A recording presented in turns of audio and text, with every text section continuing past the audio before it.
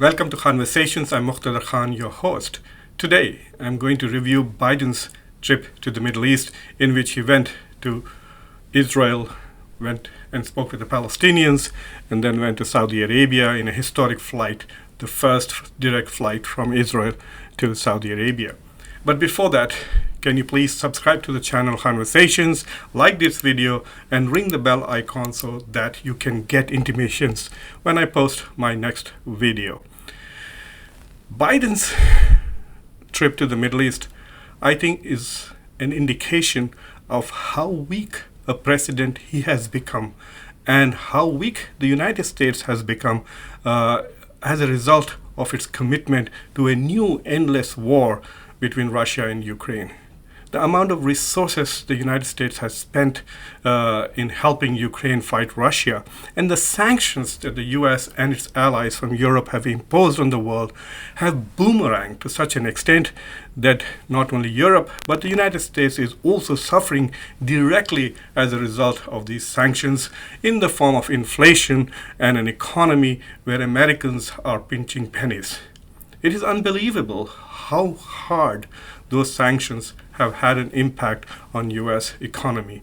Of course, the pandemic as well as disruption of supply chains globally are partially responsible, but at the core, it is this foreign policy of trying to destroy Russia using whatever means is available to the US and Europe and trying to prolong this war in Ukraine.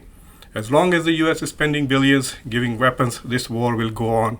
And I don't think it is also in the interest of Ukraine, which is suffering unbelievably from the brutality of Russian war. Nevertheless, it's the inflation and the high prices of oil which are primarily the reason which have forced Joe Biden to abandon his values, to abandon American values, to abandon the promises on which he ran for election in 2020.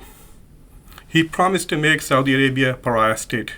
What he has done now with this visit and the fist bump with MBS is that he has reiterated Saudi Arabia's significance to America as a strategic partner. He has also said it very clearly that when it comes to governance, I'm going to abandon about the values and human rights, etc., that I talk about in election campaigns. This betrayal of election promises is going to come back to haunt Democrats who are going to make promises about values and human rights and women's rights and other rights in their campaigns. Will they also then abandon those promises once they are in position of governance? This also proves that at the core, Biden is potentially hypocritical. If he genuinely believed that human rights were the center of his values, we would have seen him talking about them at other places. So when he went to Israel, for example, he never talked about the importance of human rights, about respecting the human rights of a people who are living under military occupation of Israel for the last God knows how many decades. No discussion of Palestinian human rights. There was so much discussion about the Saudi killing of the journalist Khashoggi, Jamal Khashoggi. He was writer for Washington Post, but zero discussion for the Israeli killing of Shireen Akleh, who was an American who was covering the politics in West Bank, and she was killed by Israeli military, according to all reports except the United States, whose investigation was inconclusive. There was no commitment, no demand from Biden to have better respect for journalists by Israel. There was no demand from Biden for a better investigation.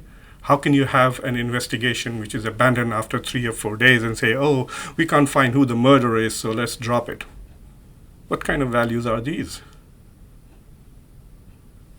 So that is an important point, that Biden's commitment to human rights is not serious, and you can see that with regards to other countries too.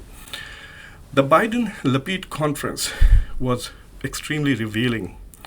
In that press conference, you can see both the Prime Minister of Israel, Yusuf Lapid, and the President of the United States, Joe Biden, both talking about only one thing, which is Israeli interest.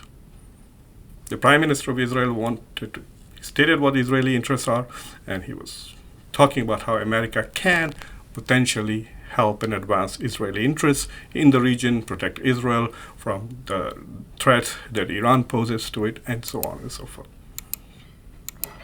And all Biden would talk about is Israeli interests, and of course, how devoted he was to Israel. There was no discussion of what is American interest, no discussion of what America needs from the Middle East, what Israel can do for America. No such thing. Only Israeli interest and America's commitment to all of them. It's like a blank check. You do whatever you want, we are here to protect you, and that is an ironclad commitment. It was amazing. I would look at it and say jokingly that this looks like an Israel first, America last foreign policy. Biden did not once in the press conference refer to the American journalist who was killed very recently in Israel, and nobody in the press conference even asked a question about that. One more thing that is interesting is that Biden clearly did not want to go and see MBS. But he was not only forced to go to see him in Saudi Arabia, but was forced into situations where clearly compromising photographs have been taken, etc. So in a way, MBS has humiliated the US president and the United States for daring to try and make him and his country pariah. But in order to humiliate the US president, and in order to resurrect his own image, perhaps in the eyes of his people, rest of the world is not convinced, Biden may have changed his tone towards MBS and Saudi Arabia, but nothing else has changed on the ground there. But in order to get this, I don't know how to phrase this, to get these concessions from the US president, who is in need of his support to reduce oil prices and increase oil production, MBS himself had to make many concessions. He had to genuflect to Israel and give Israel the concessions. So this is an interesting thing. The President of the United States, in order to get concessions, allows America to be humiliated, does not make demands and say, do this for us, and then we will come and, pay homage to your crown prince. He says, do this for Israel. Integrate Israel in the economy. And I think for Saudis, this is an interesting shift because they increasingly see the United States as an unreliable security partner. While they're willing to buy US weapons, they're also looking to diversify.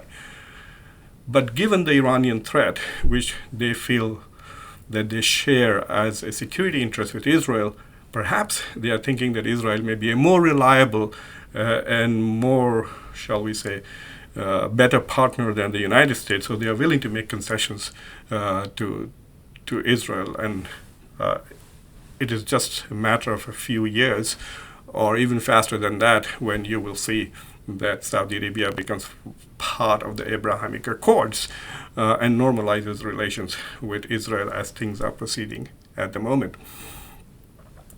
Even without formal recognition and formal signing of agreements, the level of cooperation between the Israelis and Saudis has increased tremendously. It is like day and night compared to 5 years ago and today. There's another thing that has become very clear from Biden's visit to the Middle East this week. The Palestinian cause is dead. Nobody cares for the Palestinians. Neither is the United States interested in any way facilitating a dialogue to bring about a creation of the Palestinian state, nor are the Arabs.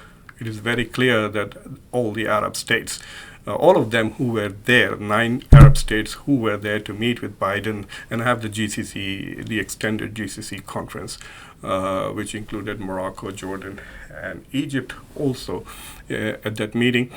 All these countries very clearly do not care about the Palestinian cause anymore. And that is an interesting thing for a president who talks about human rights and freedom.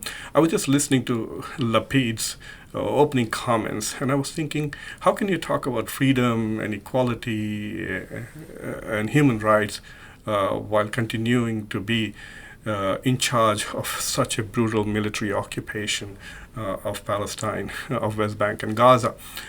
This irony, this hypocrisy is like nobody really cares. I mean, even the followers of these leaders, even the so-called ethical institutions and the media just don't care. The signal is do whatever you want with the Palestinians. That's okay. We are more interested in the promise of economic benefits to the Israeli cooperation with the Arab states. One of the reasons for this is Iran's foreign policy. And I don't want to give Iran a pass on it. The manner in which Iran has exploited its relationship with the Palestinians and the way it has threatened the interest, particularly of Saudi Arabia, and allowed to weaponize these sectarian differences, is also one of the key reasons, besides American hypocrisy and the powerful influence that Israel exercises over the United States foreign policy. The abandonment of Palestinians by Arabs can directly blamed not so much on the US, but on Iran's foreign policy.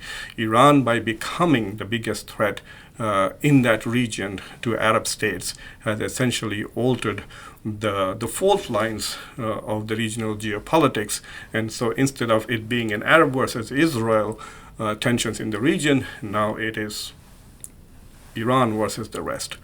So this trip of President Biden, I'm not very sure if it's going to bring down the prices of oil very quickly and reduce inflation and help the Democrats win the midterm elections. I am not very optimistic about that. But what this campaign on this Middle Eastern tour of Biden has said, that Biden can easily abandon his values, and when he says human rights, when he says democracy, he doesn't really mean that. If you found this conversation interesting, please subscribe to Khanversations and share it with your friends and students and people in the media.